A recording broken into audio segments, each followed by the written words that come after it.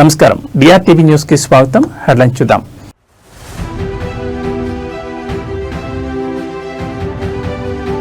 తెలంగాణ పంచాయతీ ఎన్నికలకు షెడ్యూల్ విడుదల. డిసెంబర్ 11, 14, 17 తేదీల్లో 3 విడతల్లో పోలింగ్.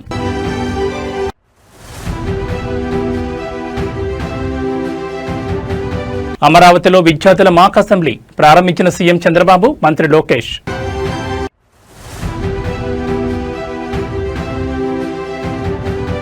ముంబై ఉగ్ర మారణ హోమానికి 17 ఏళ్లు. 26/11 నాడు ప్రాణాలు కోల్పోయిన 166 మందికి దేశం నివాళి. ఇక డీటెయిల్స్ చూస్తే తెలంగాణ రాష్ట్రంలో పంచాయతీ ఎన్నికలకు సంబంధించి రాష్ట్ర ఎన్నికల సంఘం కీలక నోటిఫికేషన్ విడుదల చేసింది.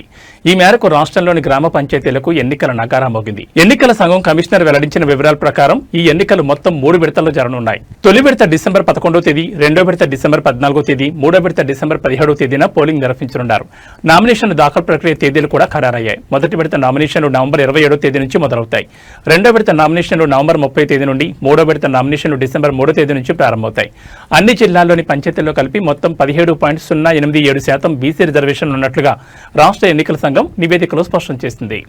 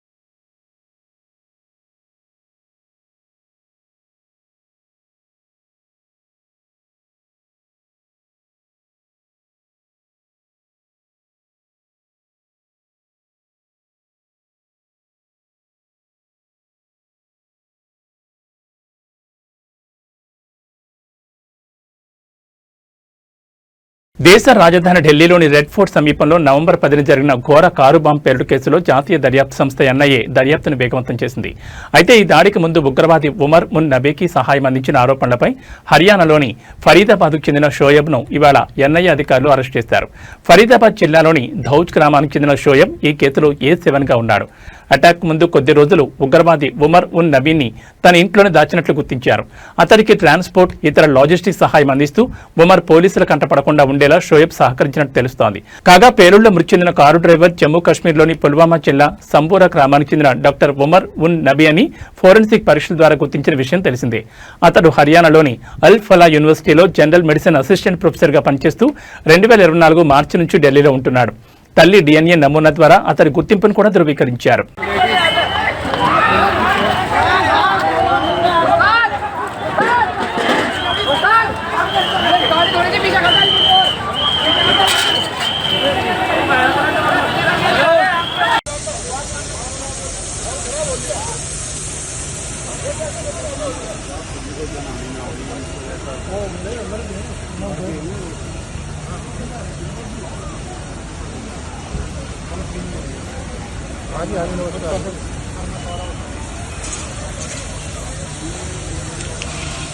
ఆంధ్రప్రదేశ్లో విదేశీ పెట్టుబడులు, ఎన్ఆర్ఐలతో సంబంధాలను బలపరచుకోవడమే లక్ష్యంగా ఐటీ ఎలక్ట్రానిక్స్ శాఖ మంత్రి నారా లోకేష్ USA 2.0 టూర్కు సన్నద్ధమవుతున్నారు. డిసెంబర్ 6న మంత్రి లోకేష్ శంషాబాద్ ఇంటర్నేషనల్ ఎయిర్పోర్ట్ నుంచి డల్లాస్కు చేరుకుంటారు. అక్కడ ఎన్ఆర్ఐలతో ప్రాథమిక భేటీలు నిర్వహిస్తారు.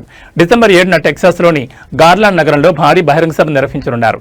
ఆ మీటింగ్లో రాష్ట్ర అభివృద్ధి, పెట్టుబడి అవకాశాలపై విస్తృతంగా చర్చ జరగనుంది. సుమారు 8,000 మంది ఎన్ఆర్ఐలు ఆ సమావేశంలో పాల్గొనున్నారు. ఇక డిసెంబర్ 8, 9 తేదీల్లో శాన్ ఫ్రాన్సిస్కోలో మైక్రోసాఫ్ట్, గూగుల్, టెస్లా వంటి ప్రపంచ ప్రముఖ కంపెనీల సీనియర్ అధికారులతో 2 రోజుల వ్యవధిలో మంత్రి లోకేష్ వరుసగా భేటీ అవుతారు. IT, renewable energy, electric vehicles manufacturing రంగాల్లో ఏపీకి పెట్టుబడులు రప్పించేందుకు వారితో చర్చలు జరపనున్నారు. మంత్రి నారా లోకేష్ గత అక్టోబర్ 25 నుంచి నవంబర్ 1 వరకు చేపట్టిన అమెరికా పర్యటన రాష్ట్ర అభివృద్ధికి మైలురాయిగా నిలిచింది. బ్రాండ్ ఏపీని ప్రపంచ స్థాయిలో ప్రమోట్ చేయడం, పెట్టుబడులు ఆకర్షించడమే లక్ష్యంగా ఆయన పర్యటన కొనసాగింది. వారం రోజుల పర్యటనలో లోకేష్ 100కి పైగా ప్రపంచ దిగ్గజ కంపెనీల ప్రతినిధులతో భేటీ రాష్ట్రంలోని పెట్టుబడి అవకాశాలను వివరించారు. ఫలితంగా IT, electric vehicles, రెవెన్యూబుల్ energy, AI వంటి రంగాల్లో 50,000 కోట్లకు పైగా పెట్టుబడులను రాష్ట్రానికి వచ్చేలా కృషి చేశారు.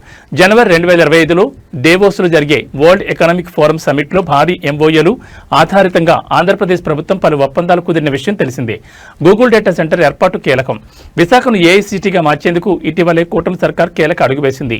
సుమారు $10 బిలియన్ పెట్టుబడితో ప్రముఖ ఐటీ దిగ్గజం Google 1 gigawatt hyper scale data centre ఏర్పాటు చేయనుంది.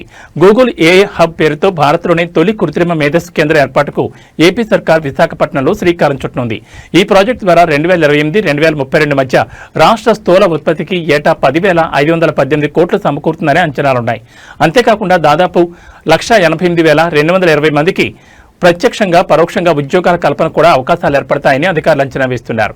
కాగా విశాఖపట్నంలో 1 gigawatt hyper scale data centre ఏర్పాటుకు గూగుల్ అనుబంధ సంస్థ రైడెన్తో ఆంధ్రప్రదేశ్ ప్రభుత్వం ఎంఓయూ కుదుర్చుకుంది. అక్టోబర్ 14న రాజధాని ఢిల్లీలో ఏపీ సీఎం చంద్రబాబు, కేంద్ర ఆర్థిక శాఖ మంత్రి నిర్మలా సీతారామన్, కేంద్ర సమాచార ప్రసార శాఖల మంత్రి అశ్విని వైష్ణవ్, ఏపీ ఐటీ మంత్రి నారా లోకేష్ తో పాటు ఏపీ ప్రభుత్వ ప్రతినిధులు, Google cloud CEO Thomas Kurian, ఇతర గూగుల్ ఉన్నత స్థాయి ప్రతినిధులు ఆ ఎంఓయూపై సంతకాలు చేశారు. అయితే విశాఖకు గూగుల్ డేటా సెంటర్ రాకతో ఆంధ్రప్రదేశ్లో పెట్టుబడి పెట్టేందుకు ఐటీ కంపెనీలు పోటీ పడుతుండటంతో తాజాగా నారా లోకేష్ అమెరికా పర్యటన అత్యంత ప్రాధాన్యతను సంతరించుకుంది.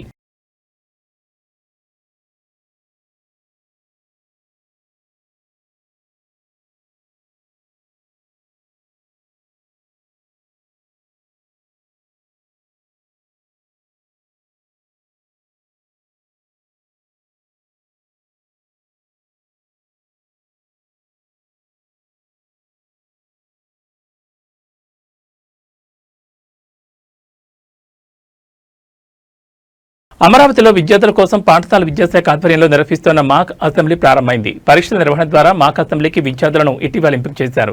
రాజ్యాంగ దినోత్సవాన్ని పురస్కరించుకుని ఏపీ అసెంబ్లీ ప్రాంగణంలో మాక్ అసెంబ్లీని ఈరోజు నిర్వహిస్తున్నారు. సీఎం చంద్రబాబు నాయుడు, మంత్రి నారా లోకేష్ తో పాటు ఇతర మంత్రులు మాక్ అసెంబ్లీని దగ్గరను చూస్తున్నారు. ఉదయం 9:30 గంటల సమయంలో ప్రారంభమైన మాక్ అసెంబ్లీలో కోడూరు ఎమ్మెల్యేగా ప్రాతినిధ్యం వహిస్తున్న లోకేశ్వరరెడ్డి స్వాతిని అసెంబ్లీ స్పీకర్ గా ప్రతిపాదిస్తున్నట్లు ప్రకటించడం ఆకట్టుకుంది. Tadepalli MLA P ఆంజనేయుల్ Kumar అభ్యర్థిత్వాన్ని బలపరిచారు. అలా స్వామి స్పీకర్ గా ఏకగ్రీవంగా ఎన్నికైనట్లు ప్రకటించారు. అధికార పక్ష ప్రతిపక్ష నేతలు కలిసి స్పీకర్ ను సభావేదిక వద్దకు ఆహ్వానించడం అందరినీ అబ్బురపరిచింది. ఈ మాక్ అసెంబ్లీలో సీఎంగా మన్యం జిల్లాకు చెందిన ఎం లీలా గౌతమ్, ప్రతిపక్ష నేతగా అదే జిల్లాకు చెందిన సౌమ్య, డిప్యూటీ సీఎంగా విశాఖపట్నం జిల్లాకు చెందిన కోడి యోగి, విద్యాశాఖ మంత్రిగా తిరుపతి జిల్లాకు చెందిన చిన్మయి, స్పీకర్ గా కాకినాడ జిల్లాకు చెందిన స్వాతి వ్యవహరిస్తున్నారు. పలు బిల్లులను ప్రవేశపెట్టి వాటిపై కాసేపు చర్చించనున్నారు.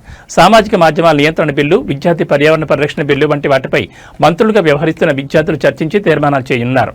మాక్ అసెంబ్లీని రాష్ట్ర వ్యాప్తంగా ఉన్న 45,000 పాఠశాలలో ప్రత్యక్ష ప్రసారం చేస్తున్నారు.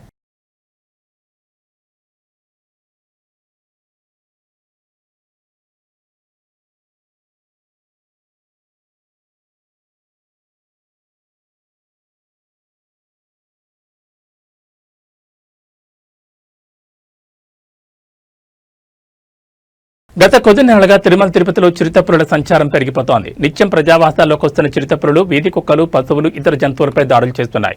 ఈ సంఘటనలకు సంబంధించిన దృశ్యాలు సీసీ కెమెరాలో రికార్డు కావడంతో షాకింగ్ ఘటనలు వెలుగులోకి వస్తున్నాయి. తాజాగా మరోసారి తిరుపతిలో చిరుత సంచారం కలకలంగా మారింది. శ్రీ వెంకటేశ్వర విశ్వవిద్యాలయం క్యాంపస్లో చిరుతపులి ప్రత్యక్షమవడంతో స్థానికులు, విద్యార్థులు తీవ్ర భయాందోళనకు గురయ్యారు. క్యాంపస్లోని ఎంప్లాయీస్ క్వార్టర్స్ సమీపంలో ఉన్న నాటుకోళ్ల షెడ్డుపై రాత్రి సమయంలో చిరుత దాడి చేసింది. ఈ ఘటనకు సంబంధించిన దృశ్యాలు సమీపంలోని సీసీటీవీ కెమెరాలో స్పష్టంగా రికార్డ్ అయ్యాయి. దీంతో క్యాంపస్ పరిసర ప్రాంతాల్లో ప్రజల్లో తీవ్ర ఉద్రిక్తత నెలకొంది. చిరుత సంచారం దృష్టిలో ఉంచుకుని అధికారులు తక్షణమే అప్రమత్తమయ్యారు. ఎలాంటి అవాంఛనీయ సంఘటనలు జరగకుండా జాగ్రత్తలు తీసుకుంటున్నారు. ఈ మేరకు రాత్రి 7 గంటల నుంచి ఉదయం 7 గంటల వరకు క్యాంపస్ రోడ్లపై ప్రయాణాలను తాత్కాలికంగా నిషేధించారు. విద్యార్థులు, ఉద్యోగులు రాత్రి వేళలో ఒంటరిగా బయట తిరగొద్దని, జాగ్రత్తగా ఉండాలని సూచించారు. అటవీశాఖ అధికారులు చిరుతను పట్టుకునేందుకు అవసరమైన చర్యలు ప్రారంభించారు.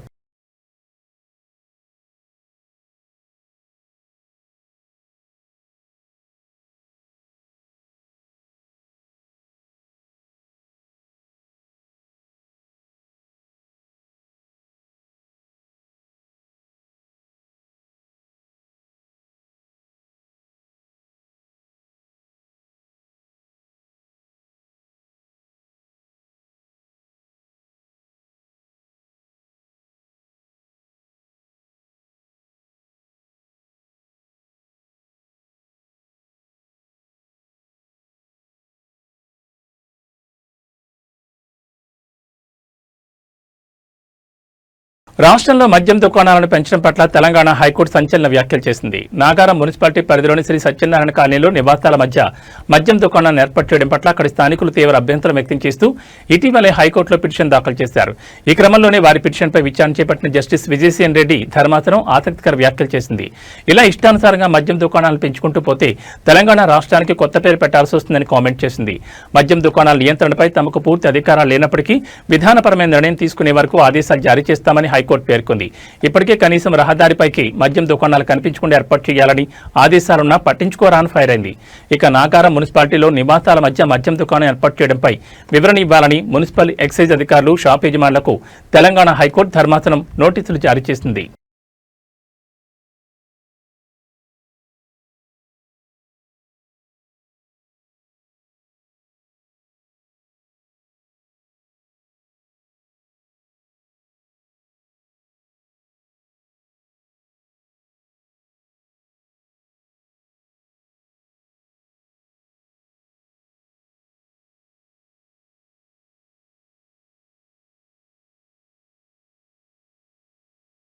బీసీలకు 42% రిజర్వేషన్లు ఇచ్చేందుకు ముఖ్యమంత్రి రేవంత్ రెడ్డి నాయకత్వంలో చేయని ప్రయత్నం అంటూ లేదని పీసీసీ చీఫ్ మహేష్ కుమార్ గౌడ్ అన్నారు.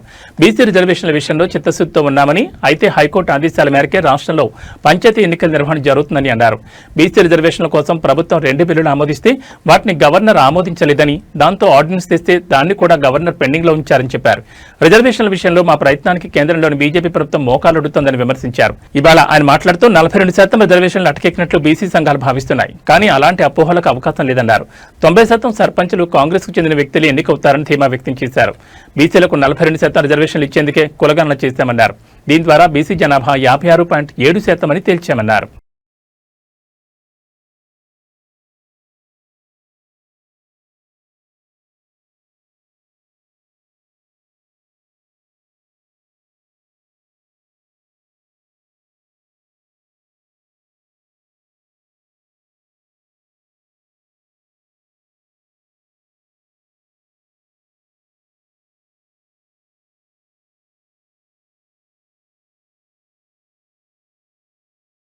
భారత చరిత్రలో అత్యంత చీకటి అధ్యాయాల్లో ఒకటైన ముంబై ఉగ్రదాడి జరిగి నేటికి సరిగ్గా 17 ఏళ్లు పూర్తయింది. 2008 నవంబర్ 26న జరిగి ఈ దాడి ప్రపంచ ఉగ్రవాద దాడుల్లోని అత్యంత ఘోరమైన ఘటనగా నిలిచిన ఈ మారణహోమం దేశ వాణిజ్య రాజధాని ముంబైని 4 రోజుల పాటు భీతావహ వాతావరణంలోకి నెట్టేసింది.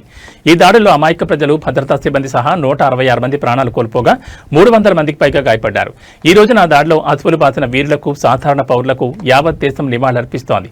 పాకిస్తాన్కు చెందిన లష్కర్-ఏ-తోయిబా ఉగ్రవాద సంస్థకు చెందిన అజ్మల్ కసబ్ సహా 10 మంది ముష్కర్లు కరాచీ రేవు నుంచి అరేబియా సముద్రం గుండా పడవలో ముంబైలోకి చొరబడ్డారు. వీరు అత్యంత వ్యూహాత్మకంగా నగరంలోని ముఖ్యమైన కేంద్రాలైన Taj Mahal palace hotel, Oberoi Trident, Chhatrapati Shivaji Maharaj terminal, Leopold cafe వంటి ప్రాంతాల్లో ఏకకాలంలో దాడులు చేశారు. ఈ ఉగ్రవాదులు కేవలం మారణకాండనే కాకుండా హోటళ్లను స్వాధీనం చేసుకుని బందీలుగా ఉంచుకుని భద్రతా దళాలపై పోరాడారు. భద్రతా దళాల వీరోచిత పోరాటం ఫలితంగా కసబ్ను సజీవంగా పట్టుకోవడం జరిగింది. ఇది పాకిస్తాన్ ఉగ్రవాద పాత్రకు తిరుగులేని సాక్ష్యంగా నిలిచింది. 17 ఏళ్లు గడిచినా ఈ ఉగ్ర అరాచకాన్ని బాధితుల కుటుంబాలు, ప్రాణాలు కోల్పోయిన వారి ఆత్మీయులు ఏనాటికి మర్చిపోలేకపోతున్నారు. ఈ దాడి దేశ భద్రతా వ్యవస్థకు ఒక గుణపాఠం నేర్పింది. సముద్ర సరిహద్దుల భద్రతను బలోపేతం చేయాల్సిన ఆవశ్యకతను, అలాగే ఉగ్రవాద నిరోధక దళాల తక్షణ ప్రతిస్పందన సామర్థ్యాన్ని పెంచాల్సిన ప్రాధాన్యతను 26/11 ఘటన స్పష్టం చేసింది.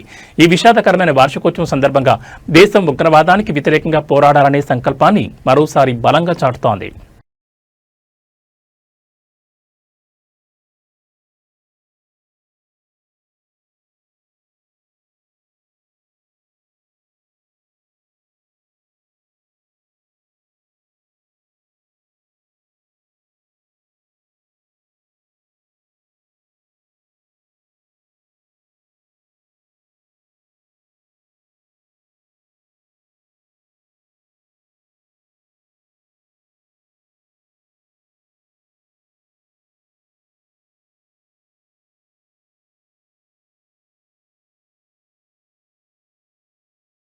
ఇక వాతావరణ విషయానికి వస్తే ఆగ్నేయ బంగాళాఖాతంలో ఏర్పడిన తీవ్ర వాయుగుండం మరికొన్ని గంటల్లో తుఫాన్గా బలపడే అవకాశం ఉంది. ఇక నైరుతి బంగాళాఖాతంలో మరో అల్పపీడనం సెన్యార్ తుఫాన్గా రూపాంతరం చెందడంతో భారత వాతావరణ శాఖ తీవ్ర హెచ్చరికలు జారీ చేసింది. అయితే మలక్కా జల సమూహం దక్షిణ అండమాన్ సముద్రానికి సమీపంలో ఏర్పడిన తుఫాన్ దక్షిణ తూర్పు బంగాళాఖాతంలోకి మారి తీవ్రంగా బలపడుతోంది.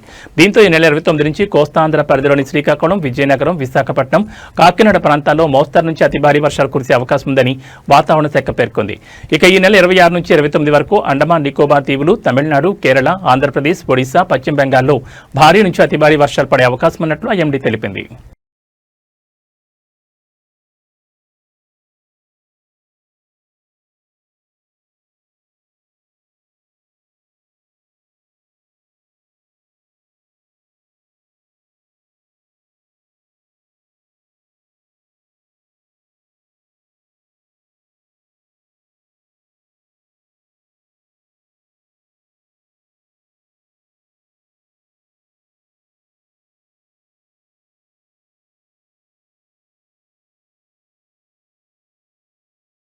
తెలంగాణ రాష్ట్ర రాజధాని హైదరాబాద్ దేశంలోనే అతిపెద్ద నగరంగా అవతరించనుంది. రాష్ట్ర మంత్రివర్గం తీసుకున్న చారిత్రక నిర్ణయం గ్రేటర్ హైదరాబాద్ మున్సిపల్ కార్పొరేషన్ పరిధిని భారీగా విస్తరించేందుకు మార్గం సుగమైంది.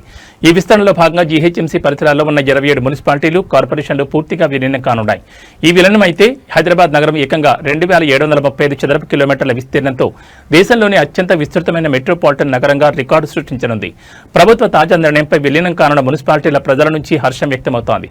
జీహెచ్ఎంసీలో కలవడం ద్వారా మెరుగైన పౌర సేవలు, వేగవంతమైన మౌలిక సదుపాయాల కల్పన మరియు పట్టణాభివృద్ధి జరుగుతుందని వారు ఆశాభావం వ్యక్తం చేస్తున్నారు. దేశంలోనే అతిపెద్ద నగరంగా హైదరాబాద్ అవతరించడం అనేది తెలంగాణ ప్రభుత్వం యొక్క పట్టణాభివృద్ధిపై ఉన్న దృష్టిని స్పష్టం చేస్తోంది. ఈ విస్తరణ హైదరాబాద్ నగరం యొక్క భవిష్యత్ ప్రణాళికలు, మౌలిక సదుపాయాల కల్పన మరియు పరిపాలన వికేంద్రీకరణలో ఒక నూతన శకానికి నాంది పలకనుంది.